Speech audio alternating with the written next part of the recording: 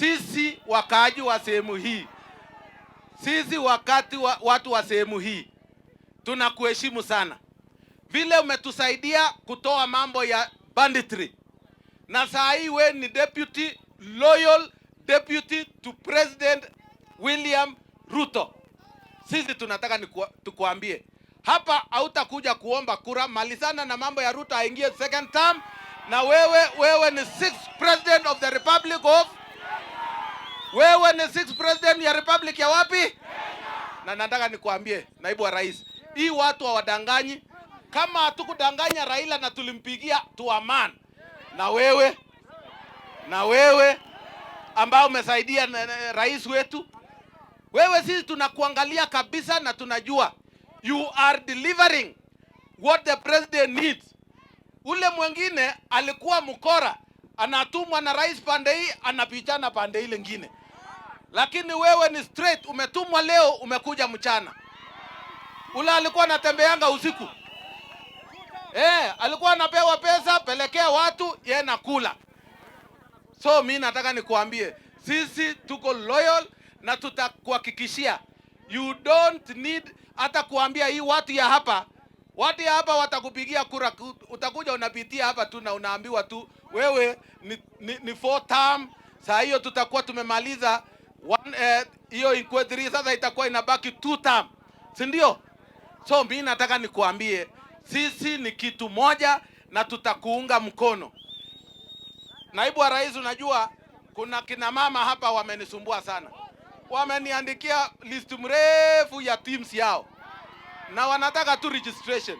Registration ni 20,000. Sasa si ndio hiyo tutaangalia kama tuna hawa tu, hii ni 11 teams. Sasa si ndio mnataka registration? Na mnasema mtakuwa fit. Na mkikuwa fit si ndio mtapiga wazee?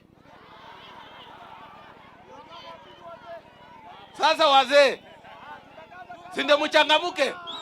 Si ndio mchangamuke? Watawapanga. Watawapanga? Hai basi. So kitu tunataka pia kukushukuru ni kuambia rais tunashukuru sana, ni mambo ya affordable housing ambazo ametuletea Ravine hostels na hata KMTC ambaye tumejenga, ambaye pia huduma siku ile kama atakutuma ujue unakuja the whole day. Tuko na projects hapa umuhimu imejaa. Na tunataka tu mtu ya kukuja kukata utepe. Tunakata utepe. Siku hiyo uleti kitu. Hakuna kutupanga. Sisi tunakupanga. Tunakupatia ng'ombe, tunakupatia mbuzi, tunakupatia mursi. Si ndio? Au namna gani? Si lazima yeye alete kila siku.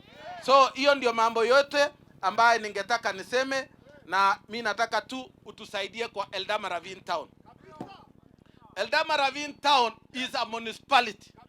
Na watu wa kura wamekataa kukuja kutuwekea lami katika town. It is the least developed in terms of road infrastructure. So tunataka Ravine ingare.